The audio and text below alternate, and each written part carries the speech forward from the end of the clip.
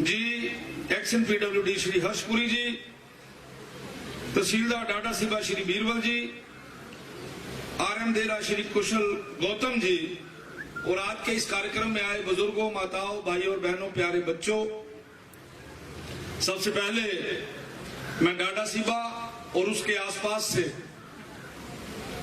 जितने भी हमारे कार्यकर्ता आए हैं, हमारे भाई बहन आए हैं, हमारी माताएं आई हैं, हमारे बुजुर्ग आए हैं, जो भव्य स्वागत आप लोगों ने किया है, मैं उसके लिए आप सबका बहुत धन्यवाद करता हूं। हिमाचल प्रदेश के इतिहास में आज जसवां परागपुर में खास करके जो आज का दिन है, मैं बोल रहा था वीडियो जो हमारे नए बैठे हैं, मैंने कहा जब कोई इतिहास लिखेगा, इतिहास के पन्नों में जब डाटा सिबा की बात आएगी कि डाटा सिबा में आदरणीय श्री जयराम ठाकुर जी के नेतृत्व में जिस इमारत का शिलान्यास किया गया, उस इमारत का उद्घाटन भी आदरणीय श्री जयराम ठाकुर जी के कार्यकाल में ही हुआ है। ये बहुत कम होता है। कॉलेज की दूसरी building, command office building, video का बैठना, ये सारी बातें आने वाले समय में डाटा की चमक कैसे बढ़ेगी, आप सब लोग अपनी आंखों से देखेंगे। मुझे याद है 1998 में जिस समय पहला चुनाव लड़ा,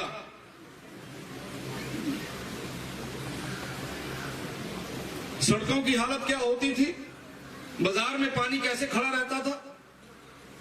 लोग भूल जाते हैं समय के अनुसार, जैसे जैसे समय अच्छे आता है, लोगों को जो पुराना समय होता है,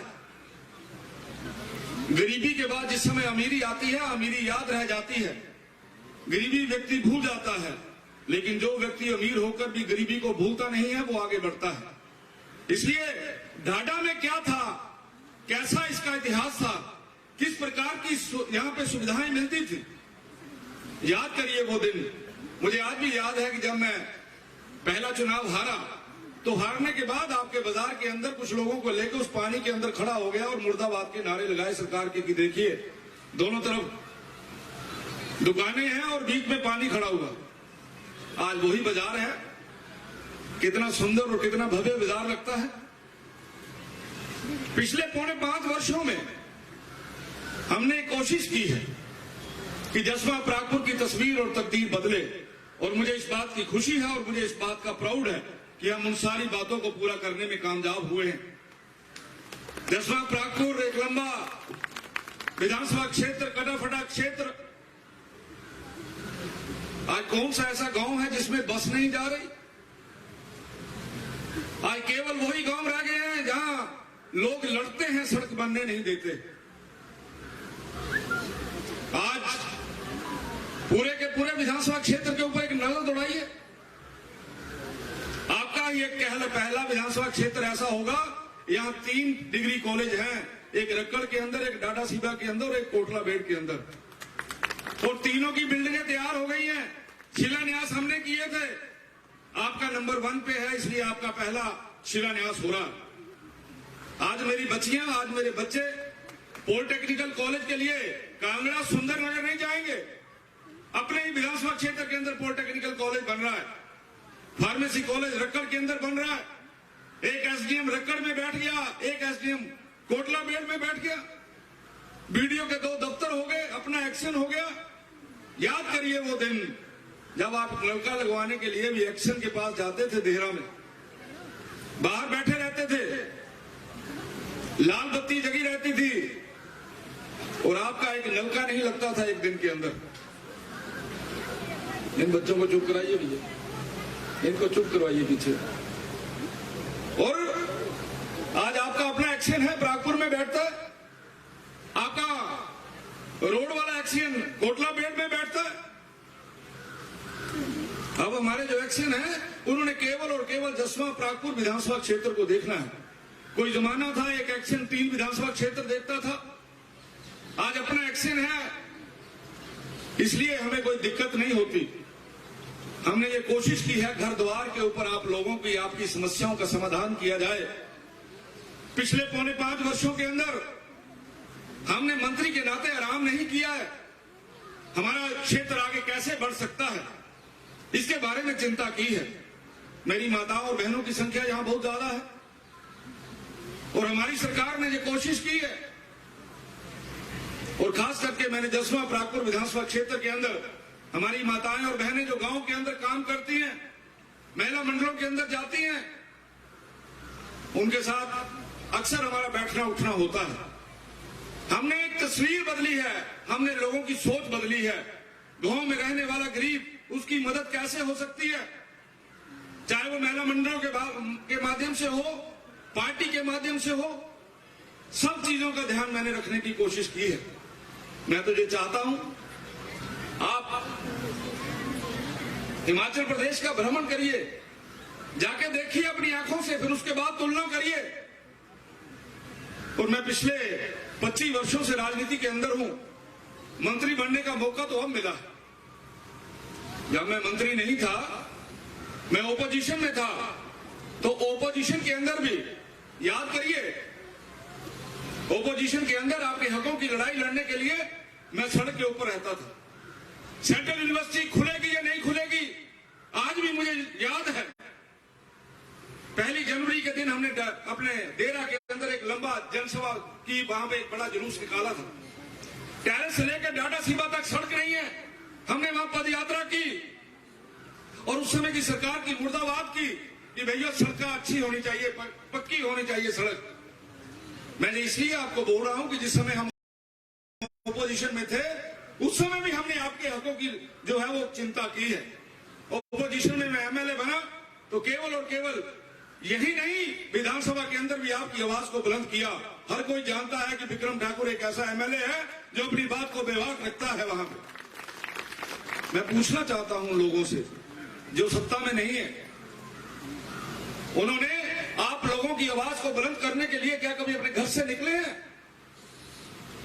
आज डाडा सीबा के अंदर कॉलेज बन रहा है, कमांड ऑफिस बिल्डिंग बन रही है, 2-2 एसडीएम के ऑफिस मिल रहे हैं। क्या कभी उन्होंने सरकार का धन्यवाद किया? गंद लिखने में तो वो माहिर हैं सारे लोग। क्या कभी ये लिखा कि जयराम ठाकुर सरकार का धन्यवाद करना चाहिए जिसने 15 करोड़ रुपए में कॉलेज की बिल्डिंग बना दी, 5.5 करोड़ रुपए में कमांड ऑफिस बिल्डिंग बना दी? आप लोगों ने केवल एक ही काम किया है कि किस तरीके से एक दूसरे के साथ लड़ाया जाए।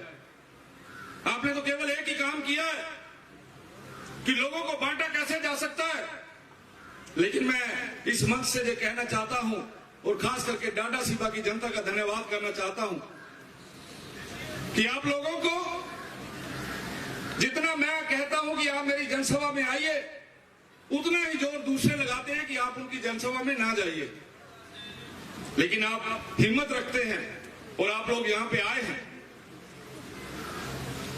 और मैं तो ये चाहता हूं कि राजनीति के अंदर ओपोजिशन और पावर आती जाती रहती है, लेकिन मेरा गांव आगे कैसे बढ़ सकता है, मेरा प्रदेश आगे कैसे बढ़ सकता है, हमें उस बात की चिंता करनी चाहिए, हमें उस बात की लड़ाई लड़नी चाहिए।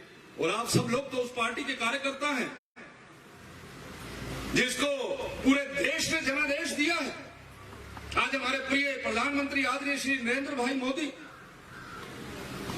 केवल और केवल देश में लोकप्रिय नहीं है,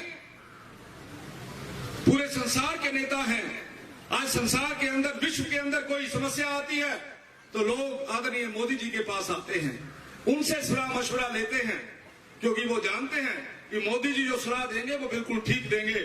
और आज हिंदुस्तान की राजनीति को एक नई दिशा देने में आदरणीय मोदी जी ने जो कंट्रीब्यूट किया है, जो उनका योगदान है, उसको हिंदुस्तान के लोग कभी भुला नहीं सकते। याद करिए वो दिन जिस समय एक ही देश के अंदर 2 संविधान, दो निशान खत्म करने वाला अगर कोई है तो आदरणीय श्री नरेंद्र भाई मोदी। आज जम्मू कश्मीर में जाने के लिए आप लोगों को परमिट नहीं लेने पड़ते। आज वहां पे 2 झंडे नहीं है कि एक झंडा उनका हो गया और एक हमारा तिरंगा हो गया। आज पूरे भारतवर्ष के अंदर तिरंगा लहराया जाता है। और आप लोगों ने की उम्र हो गई, बुजुर्ग हो गए, मुझे बताइए कोई ऐसी 15 अगस्त भी आपने देखी थी जब मोदी जी ने जो आह्वान किया कि हमें हर घर के ऊपर तिरंगा लगाना है? आप सब लोगों ने अपने घर के ऊपर तिरंगा लगाया, सब लोगों ने उस तिरंगे की शान को बढ़ाया। ये केवल और केवल देश के प्रति अगर वाली पार्टी है तो वो भारतीय जनता पार्टी है। इसलिए आप लोगों को समझा रहा हूं कि हम लोगों को उन लोगों के साथ चलना है जो इस देश और जो इस प्रदेश के बारे में सोचते हैं।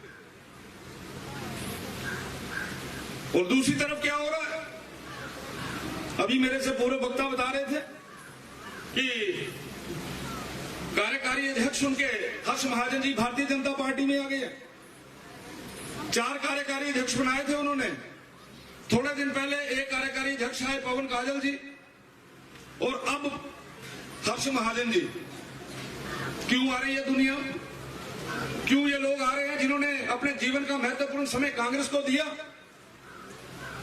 क्योंकि उन्होंने इस बात को माना है कि हिंदुस्तान को अगर कोई दिशा दे सकता है, अगर कोई पार्टी इसको चला सकती है, तो वो भारतीय जनता पार्टी है। आज दीवारों के ऊपर लिखा है हर महिला को 1500 रुपया देंगे। आप पढ़ रही होंगे सारे हैं? हर महिला को कहते 1500 रुपया देंगे। आज से 10 साल 15 साल पहले आदरणीय स्वर्गीय श्री वीरभद्र सिंह जी ने बोला था हर घर के एक नौजवान को रोजगार देंगे। अब 1500 वाली बात आ गई। वो कुछ भी लिख सकते हैं दीवार के ऊपर, क्योंकि उनको पता है हमने आना नहीं है, जो मर्जी लिख दो, रिस्पॉन्सिबिलिटी वाली बात नहीं कर सकते। आज हर्ष महाजन जी ने बोला है, बयान दिया है कि जो भी ये वादे किए गए हैं ये सारे झूठे हैं। मैंने कार्यकारी अध्यक्ष के नाते पूछा था कि ये जो लिख रहे हो आप बताइए कितनी महिलाएं हैं पूरे हिमाचल प्रदेश के अंदर, तो उनके पास कहते कोई जवाब नहीं था। हमने जो किया है, मुझे बताइए कोई भी ऐसी सरकार हिमाचल प्रदेश के अंदर जिसने गृहिणी सुविधा योजना को चलाया हो, जिसने हिम केयर को चलाया हो, जिसने आयुष्मान भारत को चलाया हो? बोलते हैं केवल कांग्रेस वाले कि हमारा मुख्यमंत्री तो 6 बार मुख्यमंत्री रहा है। सवाल 6 बार मुख्यमंत्री का नहीं होता। जिसने अच्छा काम करना है वो एक बार में ही कर जाता है, और एक बार में करने वाला आदरणीय श्री जयराम ठाकुर जी हैं, जिन्होंने एक ही बार में गरीब की नब्ज को पकड़ा। आदरणीय वीरभद्र सिंह जी ने तो 80 साल के लोगों के लिए पेंशन लगाई थी, और 80 साल का व्यक्ति कहां होता है? और हमने अभी उसको 60 वर्ष किया। इसलिए मेरी जितने भी यहां कार्यकर्ता बैठे हैं, मेरी उन कार्यकर्ताओं से यह निवेदन है कि आप लोग एक एक बात को आम जनमानस के पास लेके जाइए। चुनाव आएंगे, बड़े नारे लगेंगे, और इस बार तो मैं इस खुले मन से कह रहा हूं, याद रखना मेरी बात। पिछली बार भी चुनाव हुआ था, याद करिए, और पिछली बार के चुनाव में यह कहा जाता था कि आप मुझे वोट दीजिए, मैं आपके परिवार का हूं, आपके घर का हूं, और आप लोगों ने विश्वास किया। मेरी पार्टी के लोगों ने बड़ी मेहनत की, लेकिन उसके बावजूद भी मुझे यहां से वोट कम मिले, और आप लोगों को डालने भी नहीं चाहिए थे। अच्छी बात है, क्योंकि आप लोग परखना चाहते थे कि अपना क्या करता है। लेकिन आप लोगों ने मेरे को यहां से मंत्री बनने के बाद, मैंने ये कभी नहीं सोचा कि डाडा सीबा के में तो मुझे वोट कम मिला है, इसलिए डाडा सीबा में काम नहीं करना चाहिए। मैंने तो ये कभी नहीं सोचा कि इस पूरी बेल्ट के अंदर मैं हार गया हूं, यहां काम नहीं करना चाहिए। मैंने इन सारी बातों से ऊपर उठ के काम किया है, और जो व्यक्ति काम करता है, जो व्यक्ति आपके क्षेत्र का विकास करता है, जो व्यक्ति आपके क्षेत्र के लिए लड़ाई लड़ता है, वो आपका पड़ोसी है, वो आपका रिश्तेदार है, वो आपका भाई है।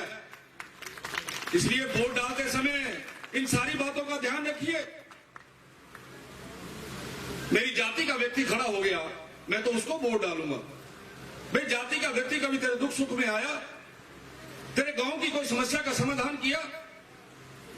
इसलिए आज हमें इस जनसभा के माध्यम से जो आत्म चिंतन और आत्म मनन करना है, हम उसी को वोट देंगे जो काम करता है।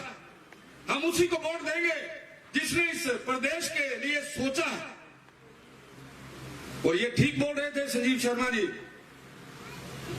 पूरे हिमाचल प्रदेश के अंदर आप आंकड़ों के साथ देख लीजिए, जमीन के ऊपर काम की दिशा को देख लीजिए, धरातल के ऊपर देखिए।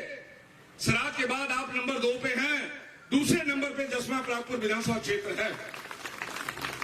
इसलिए मेरा सब बहनों और भाइयों से यही निवेदन है, घरों से निकलिए, एक दिन में 10-10 घरों में जाइए और उनको बताइए कि वोट देना क्यों है, हम मोदी के भक्त क्यों हैं, हम जयराम ठाकुर के साथ क्यों चलना चाहते हैं, हमारा भाई विक्रम ठाकुर हम उसके साथ क्यों खड़े होना चाहते हैं। जिस समय आप लोग निकलेंगे, जिस समय आप लोग बात करेंगे, आपकी बात का वजन मेरे से ज्यादा होगा। मेरे पे लोग कम विश्वास करेंगे, लेकिन इस जनता जनार्दन के ऊपर लोग ज्यादा विश्वास करेंगे। ये तो मैं आपको अपने विधानसभा क्षेत्र की बातें बता रहा था। मैं चाहता हूं कि आपको कुछ बातों के बारे में और जानकारियां होनी चाहिए। अभी मैंने लगभग पिछली जो हमारी कैबिनेट मीटिंग हुई है, उसमें एक बहुत बड़ा डिसीजन लिया इस इलाके के लिए। आपके जिला देहरा के अंदर डिस्ट्रिक्ट कोर्ट का निर्माण किया है। डिस्ट्रिक्ट कोर्ट अब आपकी जिला देहरा में लगेगी। क्या मतलब होता है उसका? उसका मतलब ये होता है कि आप केस के लिए सेशन जज के पास आप धर्मशाला जाते थे, अब आपको धर्मशाला नहीं जाना है। आपके सारे के सारे केस देहरा में हो जाएंगे। छोटी बात नहीं है। और आने वाले दिनों में डाटा सीबा के अंदर केवल और केवल बीडीओ ऑफिस नहीं आएगा, BDO office, welfare office, CDPO office, बहुत सारे ऑफिस जो है इस कंबाइंड ऑफिस बिल्डिंग के अंदर आएंगे। इसलिए गुमराह करने वाले लोगों को जरा सबक आप लोगों ने ही सिखाना है। और आप लोग टेलीविजन देखते हैं डेली, और टेलीविजन के ऊपर आप देख रहे हैं कि जिस भी प्रदेश के अंदर चुनाव हो रहा है वहां पे भारतीय जनता पार्टी जीत रही है। ऐसा है या नहीं है? कांग्रेस जीत रही है कि नहीं? तो हाथ खड़ा करो। 0 पे है। कांग्रेस नहीं जीत रही है, भारतीय जनता पार्टी जीत रही है, रिपीट हो रही है। और एक नया नारा भारतीय जनता पार्टी ने दिया है कि रिवाज बदलेंगे। आप लोगों ने तो पिछली बार रिवाज बदल दिया। आप लोग तो हर बार ऐसा करते थे कि सरकार में बंदा अपना हरा देना, सरकार के बाद जिता देना। इस बार आपने सरकार में भी अपने बंदे को जिताया है। इसलिए हम लोगों ने तो 5 साल पहले रिवाज बदल दिया है। अब हमने तो केवल उस रिवाज को कंटिन्यू करना है। दीवार के ऊपर लिखा है कि भारतीय जनता पार्टी की सरकार बनेगी। इसलिए अगर आप चाहते हैं कि आपके इलाके का विकास हो, आपका इलाका आगे बढ़े, तो भारतीय जनता पार्टी के साथ चले। निश्चित तौर से आप मुझे कामयाब करेंगे तो दोबारा से मैं आपका प्रतिनिधित्व करूंगा, मंत्री बनूंगा। मंत्री बनने के लिए 25 वर्ष लगते हैं।